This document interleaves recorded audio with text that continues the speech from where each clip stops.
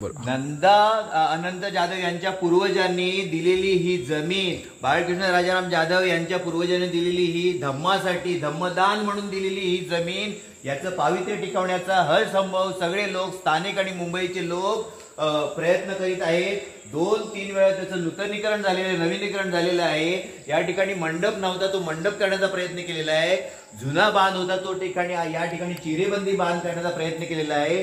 मुलांचे आणि सगळ्यांचे सांस्कृतिक कार्यक्रम करण्यासाठी या ठिकाणी स्टेज सुद्धा बांधण्याचा प्रयत्न त्यांनी केलेला आहे. रुंदीकरण आणि सुंदरीकरण करण्यासाठी अहोरात्र लोकांनी प्रयत्न केलेला आहे आणि याचं चिरेबंदी बांधकाम आणि प्लास्टरचं बांधकाम सुद्धा त्यांनी केलेलं आहे. इथे जमीन होती, या ठिकाणी त्यांनी लाद्या लावून घेण्याचा प्रयत्न केलेला आहे. या पवित्र बुद्ध मंदिरामध्ये मी पाया पडून आतमध्ये प्रवेश करीत आहे.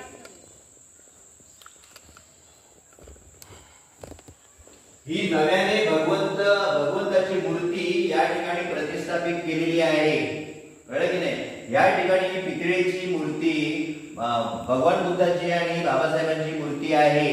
या ठिकाणी रामा जाधव म्हणजे नारायण दादांचे वडील, नारायण रामा जाधव यांच्या वडिलांनी दिलेली ही अगरबत्ती लावण्याची, कळलं की नाही, स्टँड सुद्धा या ठिकाणी आहे. ते कायम टिकाऊ अजूनपर्यंत त्याचं आम्हाला स्मरण आहे. कळलं की नाही? या ठिकाणी बुद्ध मूर्ती बसवण्यासाठी हा जो चौथरा तयार केलेला आहे तो लोकांच्या अथक परिश्रमातनं, श्रमदानातनं आकारात आलेला आहे. या ठिकाणी दिसणाऱ्या या ट्रॉफीज आहेत, या आमच्या मुलांनी तयार केल्या.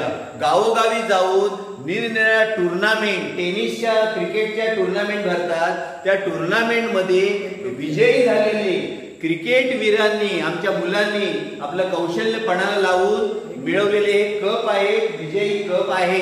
तिकडे पण एक कप आहे. हा पहिला कप आहे. हा मुंबईत जाऊन जिंकलेला, मुंबईत जाऊन घेतलेला, बरोबर आहे. या ठिकाणी प्लास्टर आणि सगळं सुंदरीकरण केलेलं आहे. आता पूर्वीपेक्षा अधिक समाधान वाटत आहे, आनंद वाटत आहे.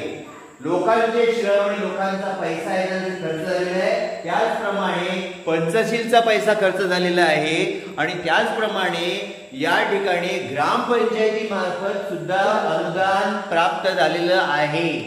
बरोबर आहे. त्या निमित्ताने ग्रामपंचायतीचे शासनाचे आपण आभार मानले पाहिजे आणि इथल्या पंचशील बाळकृष्ण राजाराम जाधव यांच्या नेतृत्वाखाली पंचशील बौद्ध विकास मंडळ कुर्ली मुंबई यांनी केलेल्या अथक परिश्रमाचं हे फळ आहे असं म्हटलं तरी वावगं ठरणार नाही. ते बाळकृष्ण राजाराम जाधव इथे आपल्या समोर उभे आहे.